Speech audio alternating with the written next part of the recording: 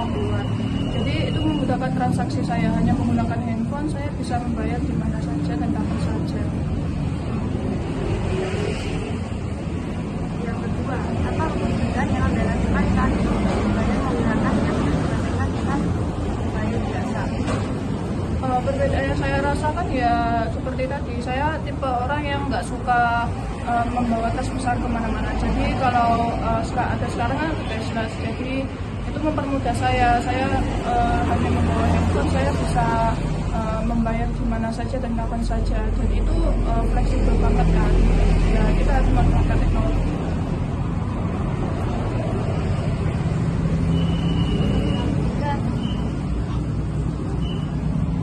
Apakah Anda lebih suka menggunakan pembayaran dengan sistem cashless atau pembayaran seperti biasa? Jika iya, apa alasannya? Saya lebih suka menggunakan cashless karena ya yang seperti saya bilang tadi, cashless itu sangat fleksibel ya, dan saya tuh nggak perlu bawa tas kemana-mana.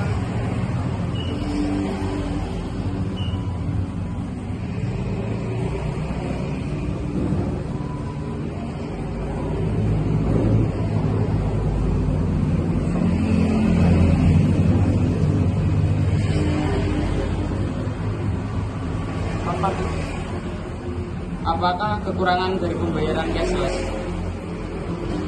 Kekurangannya ya kalau HP saya baterainya lemah atau saya nggak punya internet ya saya nggak bisa membayar, dan juga beberapa pedagang itu nggak menerima cashless, jadi ya mau nggak mau tetap bawa cash. Baik, terima kasih atas wawancara. Ini saya izin mewawancari siapa? Saya Nadia Paranisa. Mewawancarai, apakah Anda termasuk dengan masyarakat yang menggunakan transportasi apa? Saya bilang gitu ya Kak, karena saya juga sering menggunakan sepeda untuk beberapa alasan, yaitu untuk olahraga, untuk jalan pagi, sore.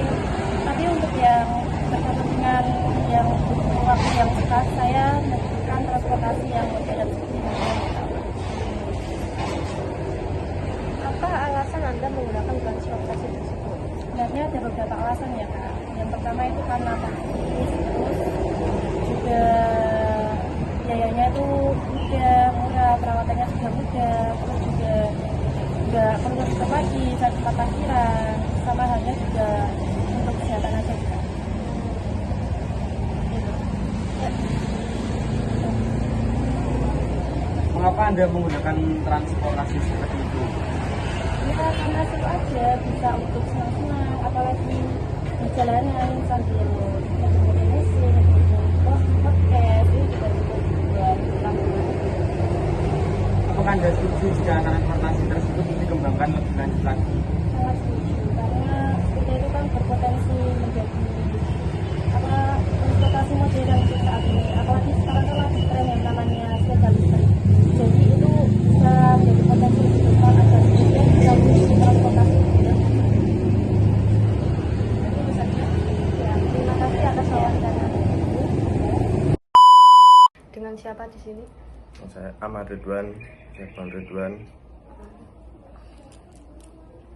Izin bertanya, apa yang kamu rasakan dari gaya hidup sebelum ada gadget dan setelah ada gadget?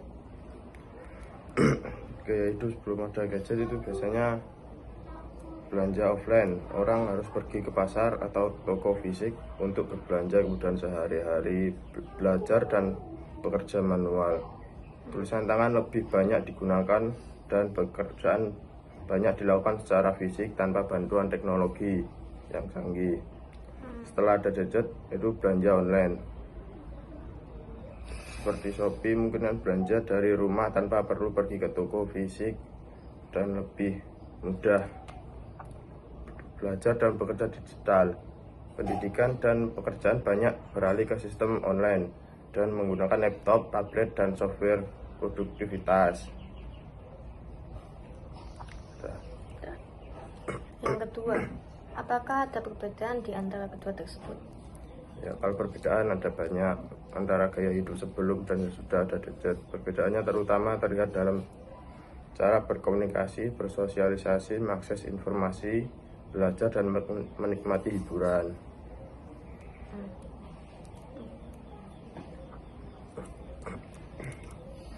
Apakah ada dampak buruk dari perubahan tersebut? Perubahan dampak buruk pasti ada, yaitu pertama satu, menurunnya interaksi sosial langsung, kecanduan gadget, menurunnya aktivitas fisik dan kesehatan, konsentrasi dan produktivitas menurun. Apakah perubahan tersebut merata seluruh kalangan masyarakat? Cukup merata kalau di masyarakat di sini. Dah. Nah, Oke.